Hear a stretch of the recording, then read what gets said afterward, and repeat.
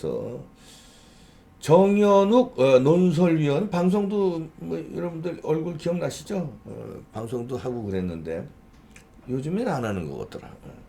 이분도 찍혔나 방송 하여튼 참 방통위 찍혔나 하여튼 방송도 잘하셨는데 칼럼이 오늘 좋아서 제가 뭐 여러분들은 어떻게 생각할지 모르는데 한번 보시겠습니다. 황교안, 유승민 동반 불출마 선언하라고 했는 건데 내용을 보겠습니다. 보수파 정당의 기세는 박근혜 탄핵이 아니라 3년 전 20대 총선에서 이미 꺾였다. 공천권을 놓고 친박과 비박이 사생결단식으로 맞붙은 공천 파동에 실망한 지지층이 대거 등을 돌린 것이 결정적 원인이었다. 저 이것도 동의합니다. 그때 공천 파동으로 인해서 힘이 쭉 빠져서 결국 박근혜 대통령도 탄핵이 되는데 힘을 못 쓴 거다 이렇게 분석을 하고 있는 거예요. 이때 공천 누구지? 이한 누구야? 이름이 이렇게 나이가 먹으니까 깜빡깜빡해요. 응? 이한구. 에이 진짜. 어디 있어 그 사람? 나라 이렇게 다 말아먹고 박근혜 대통령 그렇게 만들어 놓고 아무 소리 안 하고 있네. 진짜 아주 이한구 진짜 망고에 진짜 역적 중에 역적. 자, 공천 파동은 친박 비박의 내전이었고요. 결국 박근혜 정치의 실패였다. 그 상은 오래갔다. 상처와 흔적이 오래갔다는 거죠.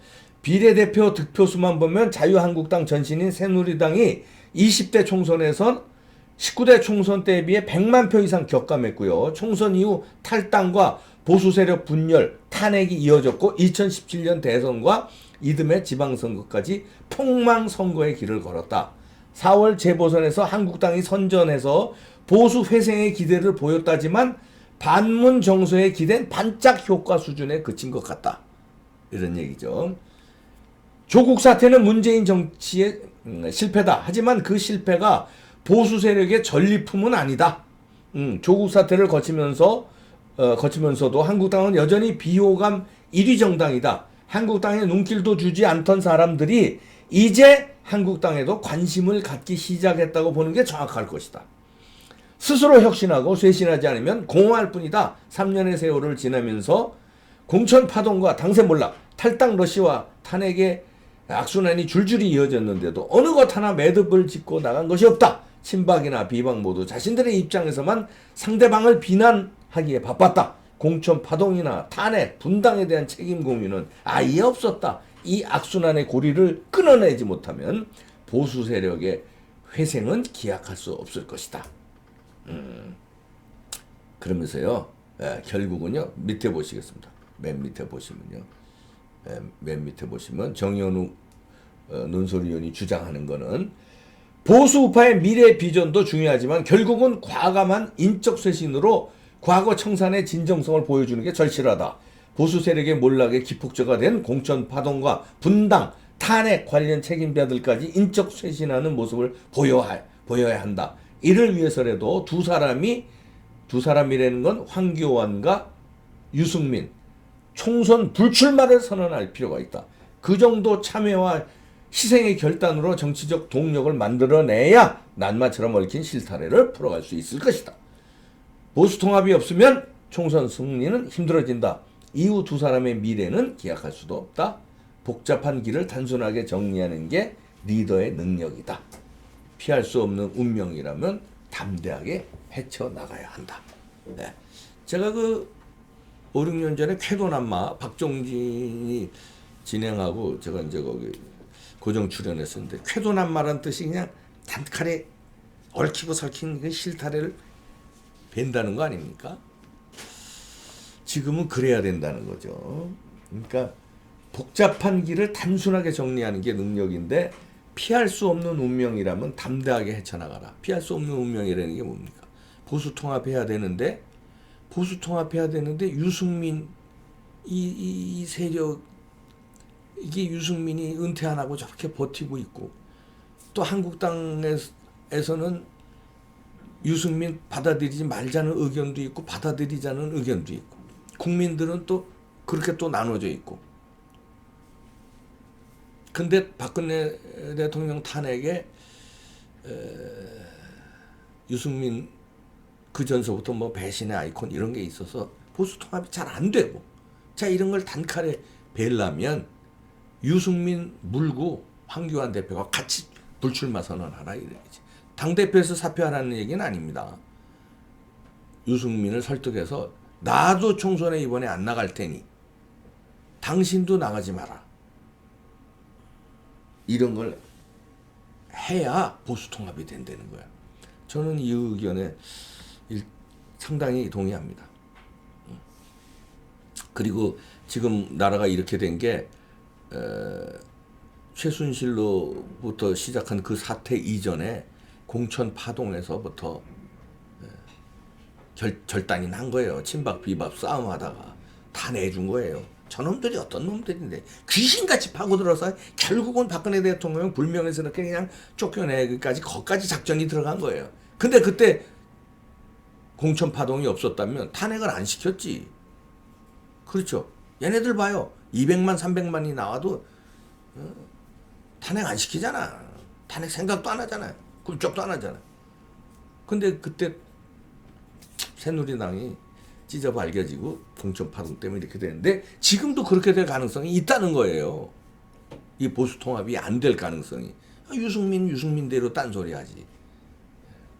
거기다 우리공화당까지 또 있지. 그러니까 이걸 쾌도난마하려면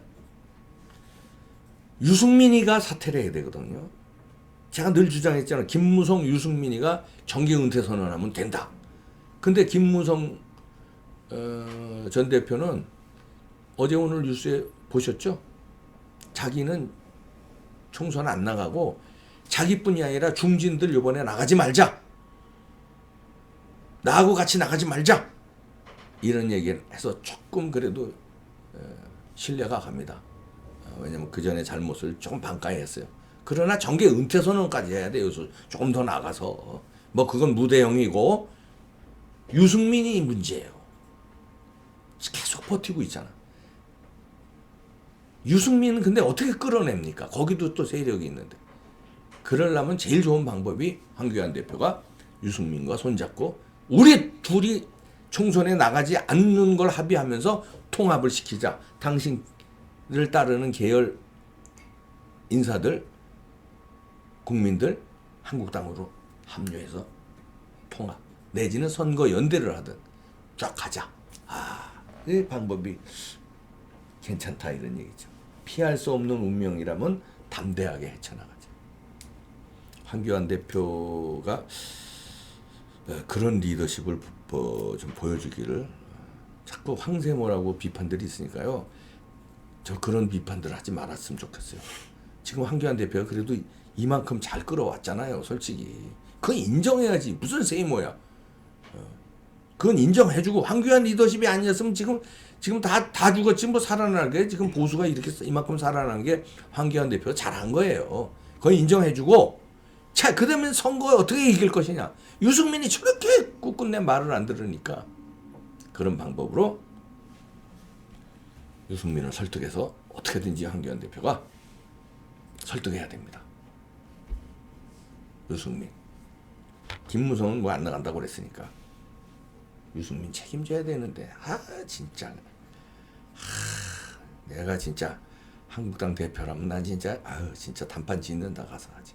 그냥 아주 오늘 너 죽고 나 죽자 아주 그냥 막걸리 그냥 도구로 항아리 갖다 놓고 오늘 너 죽고 나 죽자 아주 그냥 팔 걷어붙이고 아주 그냥 은퇴할래 아니면 뭐 어떡할래 진짜.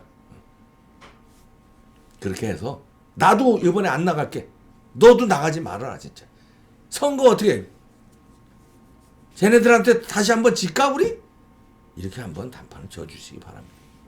지문 나라는 끝나는 거예요. 그러면 쟤네들이 역적될 것 같아요? 선거에 지면. 한국당이 역적돼요. 선거에 지면. 그러면 이제 국민들 가만 안 있는다니까. 유승민은 역적이 아니라 그건 진짜 큰일 나. 선거에 지면 그 책임 아주 혼자 독박까지 다 써야 돼. 큰일 나니까 그걸 모르고선 아직까지 똥물 못 깨네. 빨리 정기 은퇴 선언을 하라니까 그렇게. 그리고 한 미국이고 영국이고 한 2년만 갔다 오면은 다시 살아난다니까. 그럼 못 알아들어 이렇게. 자, 칼럼을 벗고요.